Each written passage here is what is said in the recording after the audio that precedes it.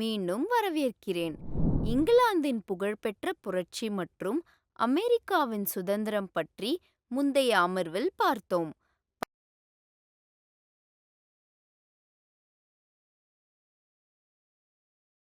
17, 18 மற்றும் 19ஆம் நூற்றாண்டுகளின் ஜனநாயக மற்றும் தேசிய புரட்சி என்ற தலைப்பிலிருந்து பிரெஞ்சு புரட்சியை 9ஆம் வகுப்பு சமூக அறிவியலிலிருந்து பார்ப்போம்.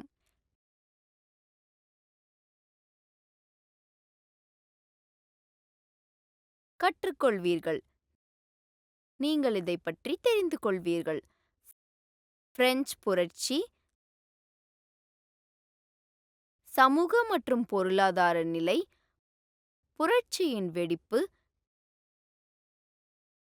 டென்னிஸ் கோர்ட் உறுதிமொழி. முக்கிய வார்த்தைகள். நிலப்பிரபுத்துவம். நிலப்பிரபுத்துவம் என்பது மக்களுக்கு நிலம் மற்றும் பாதுகாப்பை உயர் பதவியில் உள்ளவர்களால் வழங்கப்பட்டு அவர்களுக்கு பதில் உழைத்து போராடும் ஒரு அமைப்பாகும். பிரபுக்கள். பிரபுத்துவம் மற்றும் அதிகாரத்துவ வர்க்கம்.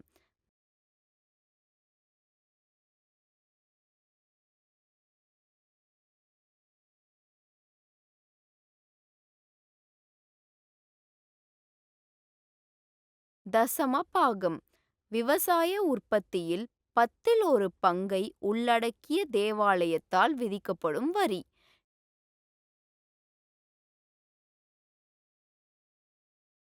டெயில். மாநிலத்திற்கு நேரடியாக செலுத்த வேண்டிய வரி. மத குருமார்கள். மத கடமைகளுக்காக நியமிக்கப்பட்ட அனைத்து மக்களின் உடல், குறிப்பாக கிறிஸ்துவ தேவாலயத்தில். பிரபுத்துவம். இது ஒரு சிறிய, சலுகை பெற்ற ஆளும் வர்க்கத்தின் கைகளில் அதிகாரத்தை வைக்கும் அரசாங்கம் உரிமை. கருத்து வரைபடத்தை பார்ப்போம்.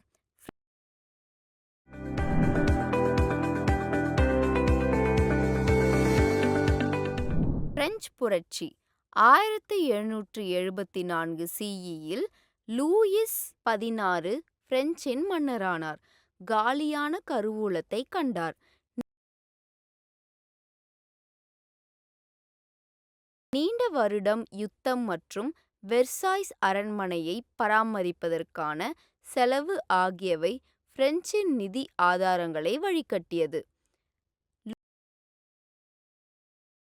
லூயிஸ் 16 கீழ் பிரான்ஸ் 13 அமெரிக்க காலனிகளுக்கு அவர்களின் பொது எதிரியான பிரிட்டனிலிருந்து சுதந்திரம் பெற உதவியது. இந்த போர் கடனை சேர்த்தது. நீதிமன்றம், இராணுவம் மற்றும் அரசு அலுவலகங்கள் அல்லது பல்கலைக்கழகங்களை நடத்துவதற்கான செலவுகள் போன்ற அதன் வழக்கமான செலவுகளை ஈடுகட்ட வரிகளை உயர்த்த வேண்டிய கட்டாயம் அரசுக்கு ஏற்பட்டது. பொருளாதார மற்றும் சமூக நிலைமைகள். 18ஆம் நூற்றாண்டில் பிரெஞ்சு சமூகம் 3 தோட்டங்களாக பிரிக்கப்பட்டது. மத குருமார்கள் முதல் எஸ்டேட். பிரபுக்கள் இரண்டாவது எஸ்டேட் மற்றும் வணிகர்கள், வழக்கறிஞர்கள், விவசாயிகள், தொழிலாளர்கள் மற்றும் வேலையாட்கள் உட்பட சமூகத்தின் மீதமுள்ள உறுப்பினர்கள் 3ஆம் எஸ்டேட். பிரெஞ்சின் மொத்த மக்கள் தொகையில் சுமார் 90 விழுக்காடு விவசாயிகள் இருப்பினும் அவர்களில் ஒரு சிலருக்கு மட்டுமே அவர்கள் விவசாயம் செய்த நிலம் இருந்தது. பிரபுக்கள், சர்ச் மற்றும் 3ஆம் தோட்டத்தின் மற்ற செல்வந்தர்கள் 60% நிலத்தை வைத்திருந்தனர்.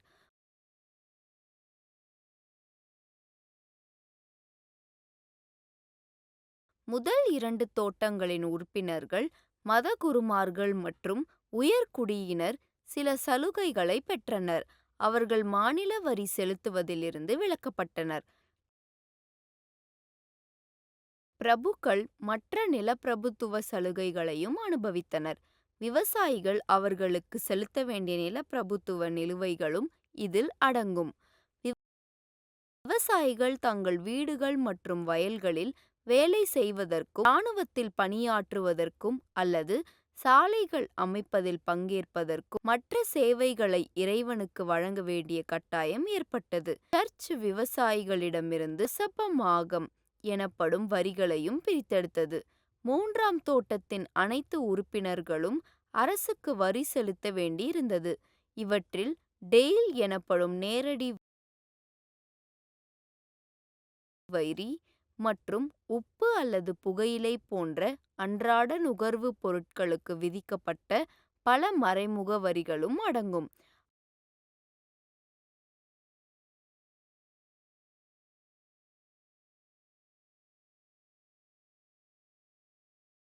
அரசின் செயல்பாடுகளுக்கு நிதியளிக்க மூன்றாம் எஸ்டேட் மட்டுமே வரி செலுத்த வேண்டியிருந்தது. வளர்ந்து வரும் நடுத்தர வர்க்கம் சலுகைகளுக்கு முடிவு.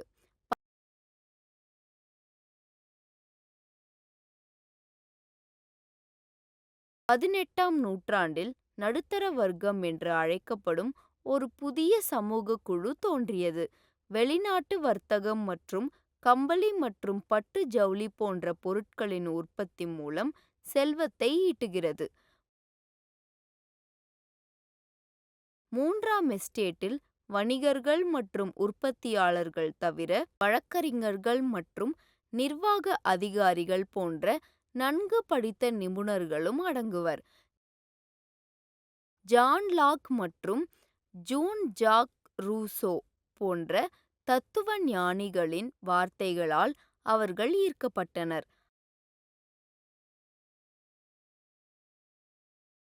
அரசாங்கத்தின் 2 ஒப்பந்தங்கள் என்ற தனது புத்தகத்தில் மன்னருக்கு முழுமையான உரிமைகள் உள்ளன என்ற நம்பிக்கைக்கு எதிராக லாக் எழுதினார். The spirit of the laws என்ற புத்தகத்தில் தத்துவ ஞானி மாண்டெஸ்க்யூ அதிகாரத்தை சட்டமன்றம், நிறைவேற்று மற்றும் நீதித்துறை ஆகியவற்றுக்கு இடையே பிரிக்க வேண்டும் என்று முன்மொழிந்தார்.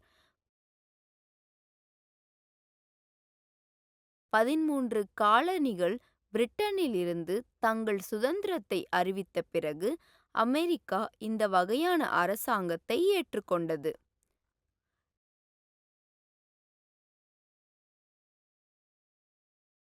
புரட்சியின் வெடிப்பு. மே 5, 1789 CE லூயிஸ் 16 புதிய வரிகளுக்கான முன்மொழிகளை நிறைவேற்ற எஸ்டேட்ஸ் ஜெனரல் கூட்டத்தை அழைத்தார். முதல் மற்றும் இரண்டாவது தோட்டங்கள் தலா 300 பிரதிநிதிகளை அனுப்பியது. அவர்கள் 2 பக்கங்களிலும் ஒருவருக்கொருவர் எதிர்கொள்ளும் வரிசைகளில் அமர்ந்திருந்தனர். ஆனால் மூன்றாம் தோட்டத்தை சேர்ந்த 600 பேர் பின்னால் நிற்க வேண்டியதாயிற்று.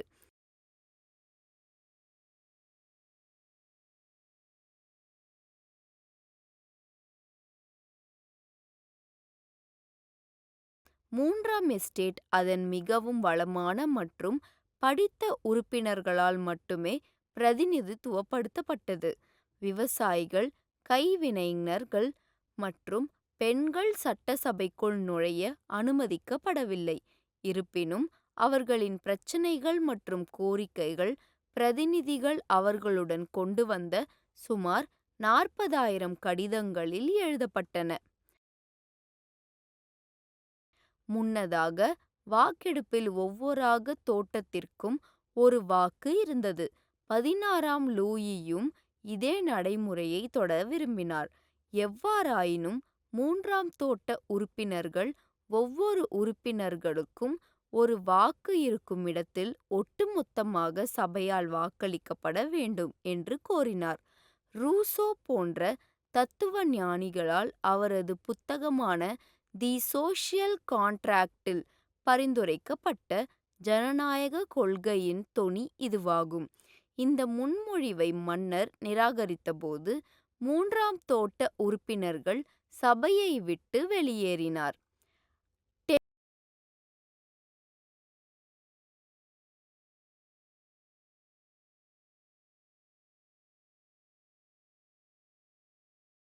டென்னிஸ் கோர்ட் உறுதிமொழி. மூன்றாம் எஸ்டேட்டின் பிரதிநிதிகள் முழு பிரெஞ்சு தேசத்தையும் பிரதிநிதித்துவப்படுத்துவதாக உணர்ந்தனர். 1789ஆம் ஆண்டு ஜூன் 20ஆம் தேதி அவர்கள் மிராபியூ, அபே-சியஸ் மற்றும் பெய்லி ஆகியோரின் தலைமையில் வெர்சாய்ஸ் மைதானத்தில் உள்ள உள் டென்னிஸ் மைதானத்தின் மண்டபத்தில் கூடியிருந்தனர்.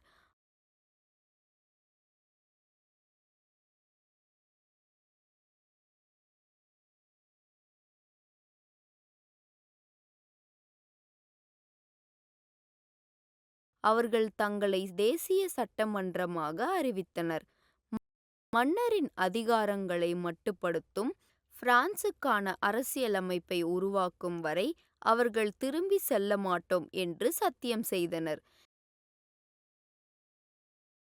தேசிய சட்டமன்றம் வெர்சாய்ஸில் அரசியலமைப்பு உருவாக்குவதில் மும்முரமாக இருந்தபோது, பிரான்சின் மற்ற பகுதிகளில் அதிகரித்து வரும் குழப்பம் மற்றும் குழப்பம் இருந்தது. கடுமையான குளிர்காலம் காரணமாக பயிர்கள் நாசமாகின. ரொட்டியின் விலை உயர்ந்தது.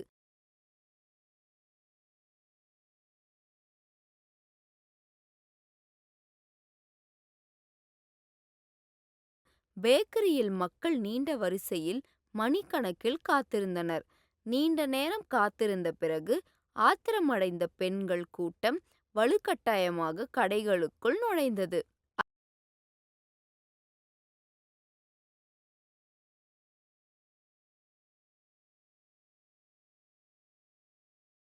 அதே நேரத்தில் துருப்புக்களை பாரிஸுக்கு நகர்த்துமாறு மன்னர் உத்தரவிட்டார்.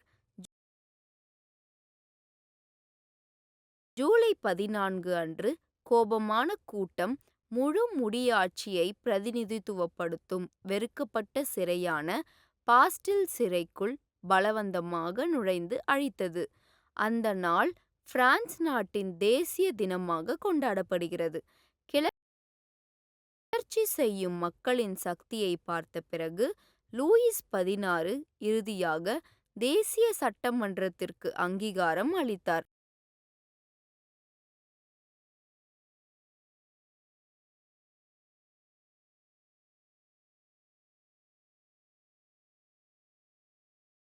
அவருடைய அதிகாரங்கள் மட்டுப்படுத்தப்படும் என்ற கொள்கையை அவர் ஏற்றுக்கொண்டார். ஆகஸ்ட் 4, 1789இல் சட்டமன்றம் நிலப்பிரபுத்துவ வரிகள் மற்றும் பிற கடமைகளை தடை செய்வதற்கான சட்டத்தை இயற்றியது. குருமார்களின் உறுப்பினர்களும் தங்கள் சலுகைகளை விட்டுக் கொடுக்க வேண்டிய கட்டாயம் ஏற்பட்டது.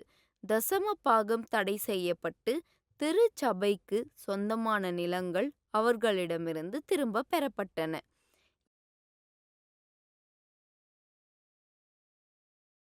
எனவே காணொளியில் நீங்கள் இதை பார்த்திருப்பீர்கள்.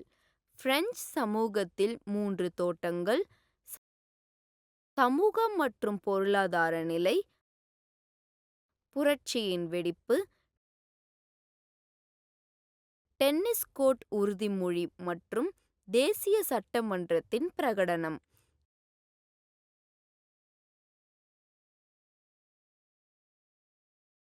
நீங்கள் காணொளியை ரசித்தீர்கள் என்று நம்புகிறேன்.